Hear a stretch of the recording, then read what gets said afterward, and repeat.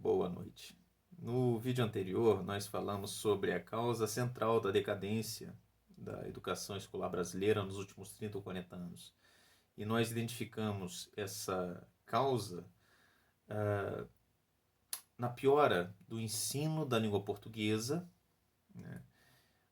Isso em função do despreparo dos professores de língua portuguesa, da falta de leitura, da falta de valorização por parte desses mesmos professores, né, dos aspectos mais técnicos e mais teóricos da língua.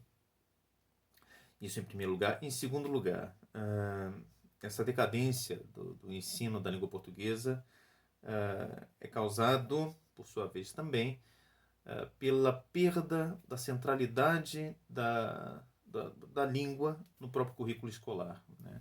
Enfim, se a escola serve para alguma coisa, é para ensinar a falar, a ouvir, a ler e a escrever bem, né? Isso é a função primordial da escola. Não há outra função da escola que seja superior a essas, porque é dessa capacidade de ler, de escrever, de falar e de ouvir que dependem todas as outras capacidades humanas, né? Na vida social humana, na vida espiritual humana, ou seja, dessa capacidade depende a possibilidade de compreender bem a própria estrutura da realidade. Enfim, a estrutura da língua, a estrutura lógica da língua é o que nos revela a estrutura lógica do cosmos, né? Enfim, essa é a primeira parte da questão. A segunda parte da questão, a segunda pergunta que eu coloquei no início do vídeo anterior é: quem é o culpado por isso? Boa parte dos conservadores vão atribuir essa responsabilidade ao Paulo Freire, que é considerado o patrono da educação brasileira, né? Eu desconfio muito disso. Na minha carreira como professor e como gestor escolar, professor inclusive na faculdade de pedagogia e gestor escolar, ex-dono de escola de ensino fundamental, eu desconfio bastante disso, tá? Porque, na minha experiência, quando a gente vai buscar, né, as referências teóricas de boa parte dos professores, das professoras do ensino fundamental, a gente vai encontrar um vazio. A gente vai encontrar, de fato, um nada, né?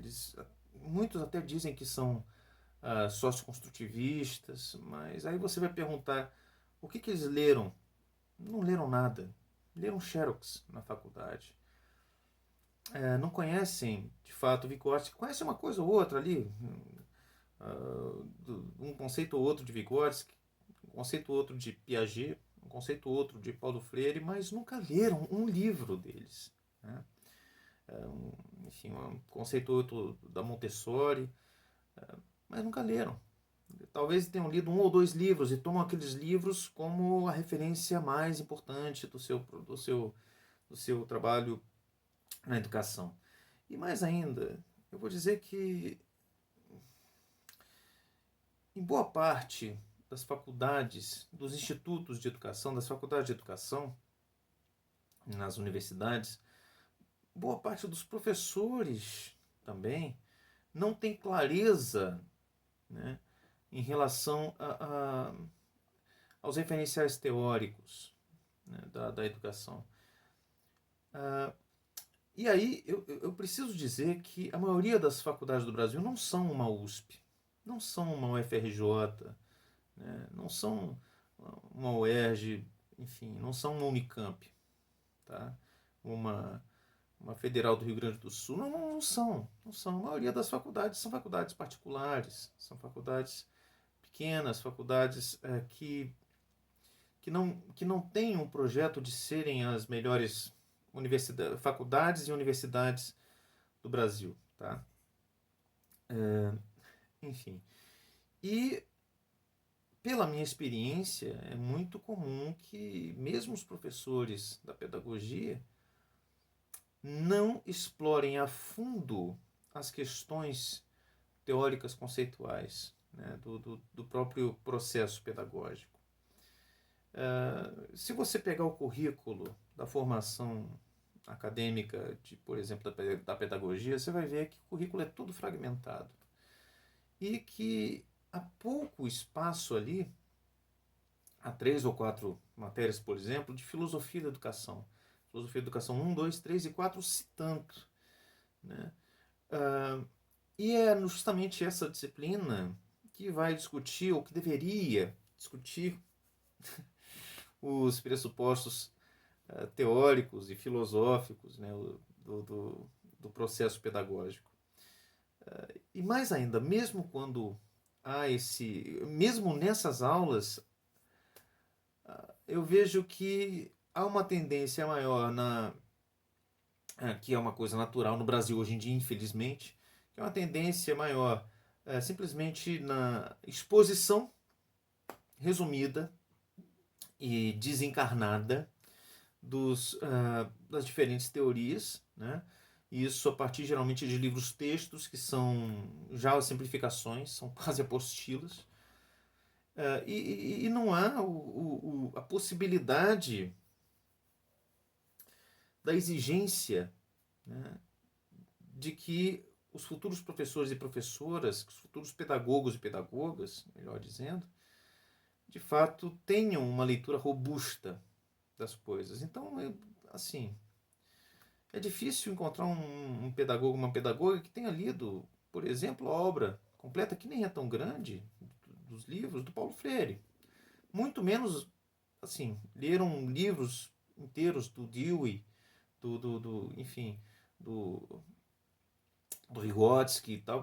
Enfim, a gente acaba se contentando com uma educação que é muito ruim, que é a educação da Xerox, né?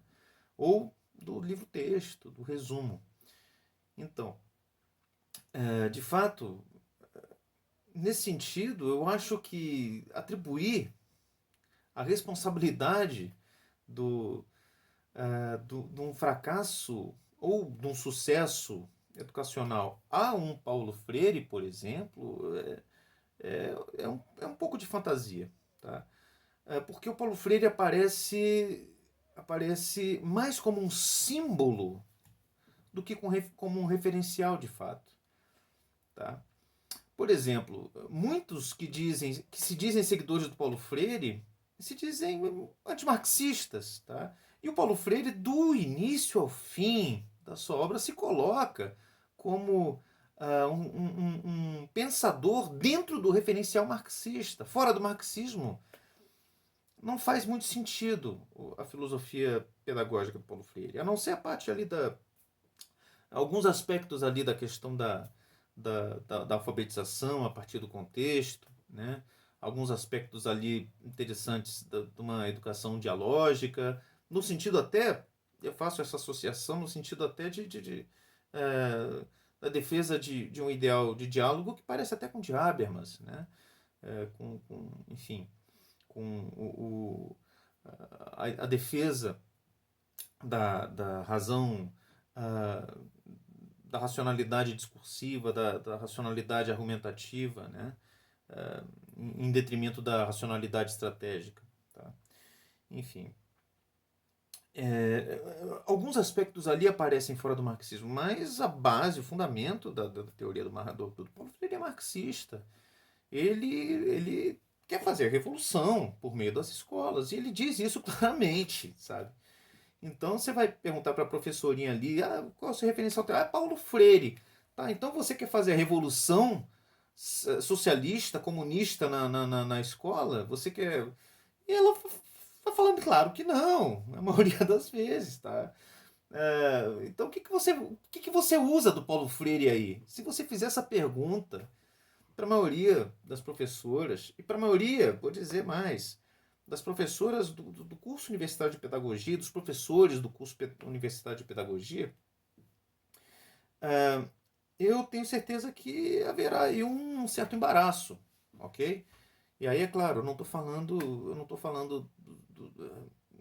da USP, tá? Que certamente na USP os professores Paulo Freireanos da Faculdade de Pedagogia têm noção completa do que isso significa. Tá? Estou falando assim, da faculdade do interior, uma faculdade particular do interior.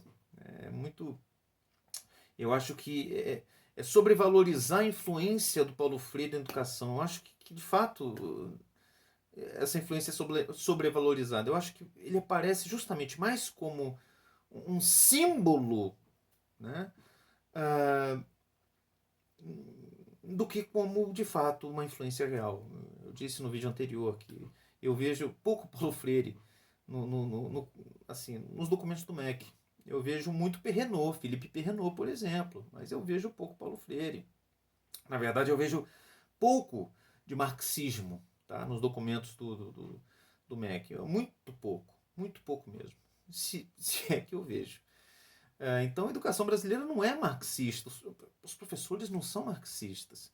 Nós temos professores marxistas? Temos, mas eu diria que são raríssimos. Tá? Temos professores de esquerda? Sim, mas veja bem, e aqui é uma coisa importante. A esquerda atual, muito dificilmente pode ser considerada marxista. Eu coloco, por exemplo, essas questões relativas a questões de gênero, a questões das minorias, a questões da micropolítica. Se a gente colocar isso e for observar essas questões, que são questões, são bandeiras da esquerda atualmente, tá? Se a gente for observar essas questões a partir de um olhar marxista clássico, marxista, isso tudo vai aparecer como ideologia, como tentativa de controle da massa da massa oprimida, dos trabalhadores. Tá? Isso não vai aparecer como bandeira da esquerda, isso vai aparecer como bandeira ideológica, imposta à esquerda, imposta, melhor dizendo, aos trabalhadores pelos donos do capital, que vão lucrar com isso, que vão, inclusive, lucrar com as lutas internas entre os trabalhadores. Ok? Então, assim, o que se chama de esquerda hoje em dia não pode ser, não pode ser, não pode ser chamado também de marxismo. Tá? Um Paulo Freire é marxista, sim. Agora, se você coloca esses movimentos populares hoje em dia, levantados por um PT, por um PSTU nem tanto, mas por um, sei lá, esse partido como é que é? Enfim, esses partidos mais da esquerda mais festiva, né? Você vai chegar à conclusão de que ali não se trata de marxismo, se trata de outra coisa, tá? Que é outra questão, ok? Então, respondendo, eu vejo Paulo Freire como sendo responsável disso? Não, simplesmente porque Paulo Freire não é, de fato, uma referência na educação brasileira, digam o que disserem. Né? Pelo que eu conheço de dentro da educação, como professor universitário, como professor da Faculdade de Pedagogia, como ex-gestor, ex-proprietário de escola, Paulo Freire não é uma referência, de fato, da educação, a não ser de modo simbólico. Ok? E qual é a referência, de fato? A gente ainda vive sob a referência geral, que foi um pouco mudada ali na época do Fernando Henrique, do ministro Paulo Renato, tá? Mas que continua, no fundo, bastante significativa, que é a influência da reforma militar de 71, da reforma educacional que os militares impuseram em 71, que foi a tecnicização da educação, a desvalorização não somente da língua portuguesa, como também das áreas das humanidades. Tá? Então, é a ideia de que a educação serve para uma coisa, que é, em tese, no mundo ideal, dentro desse modelo, é formar para o trabalho. Mas como no Brasil as coisas não funcionam bem assim, no Brasil a educação tem uma função real, tá? Ah, que é a segregação, né? Ah, a segregação social por meio do vestibular, dos cursos, né, universitários. O que acontece é que a educação acaba servindo somente como um preparatório para o vestibular, um preparatório para a prova de ingresso na universidade. Não é nem um preparatório para a universidade, é um preparatório para a educação escolar, um preparatório para a prova de ingresso da universidade. Tá? E nada mais distante de uma visão paulo-freiriana do que isso. Ok? Agora, isso faz sentido dentro de uma visão, faz algum sentido dentro de uma visão positivista da ideia de que é preciso formar bons engenheiros, bons operários, bons funcionários. Tá? E o que eu estou dizendo é que o modelo ideal faz sentido dentro de uma visão positivista. Agora, o modelo real, isso nem para o positivismo faz sentido. Isso simplesmente faz sentido dentro de uma visão elitista, de uma meritocracia alucinada, tá? Porque o problema aí não é meritocracia, o problema é meritocracia quando o mérito significa simplesmente passar no vestibular. Ou seja, o mérito do progresso acadêmico não é conhecer, não é saber, e sim decorar maneiras de fazer melhor uma prova. Então, a meritocracia é completamente insana, desvirtuada, despropositada. Tá? É uma meritocracia às avessas. Aquele que engana melhor é aquele que consegue, que tem mais mérito. Tá? Enfim. Então, o responsável por isso, eu não poderia dizer nem que são os militares. Os militares são, de certo modo, responsáveis, e aí corrigindo algo que eu falei um pouco antes nesse vídeo, os militares são, de certo modo, responsáveis quando eles desvalorizam o ensino da língua portuguesa e das humanidades. Tiram o latim do currículo e tudo isso, né? O francês e a filosofia, a sociologia, a psicologia, etc. E, principalmente, colocam a língua portuguesa em pé de igualdade com as disciplinas tecnocientíficas. Tá?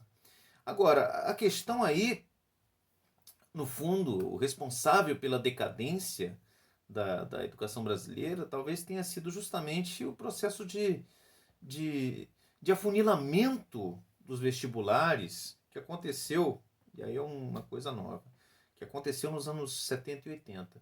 Não é à toa que muitos professores ficaram ricos nessa época, professores de cursinho.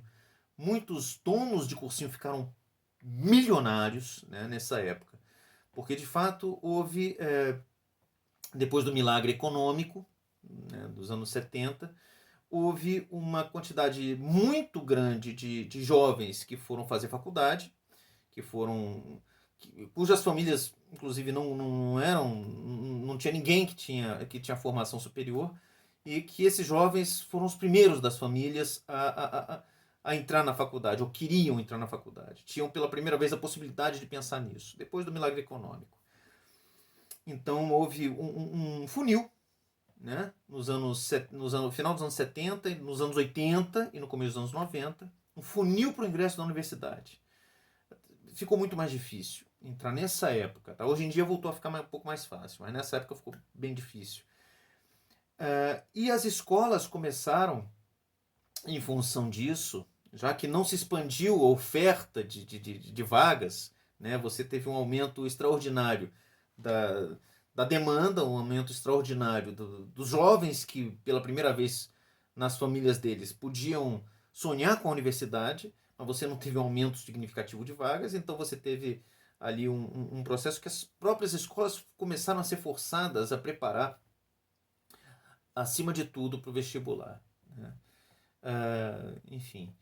E aí você tem um início de um problema mais sério, porque no vestibular você saber colocar o pronome ali de um objeto indireto, você reconhecer se aquele verbo é um objeto, ele exige um objeto direto ou exige um objeto indireto. Isso passou a ser, que é muito importante, isso passou a ser equivalente a você saber, por exemplo, qual é a massa atômica de um elemento químico na tabela periódica. Tá?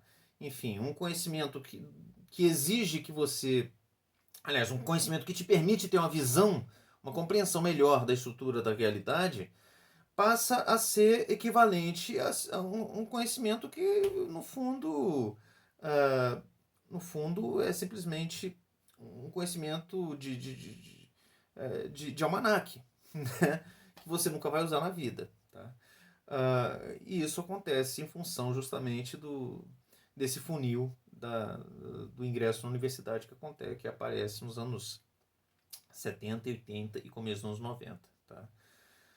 Enfim, falamos no vídeo anterior da causa central da decadência da educação nos últimos 30 ou 40 anos.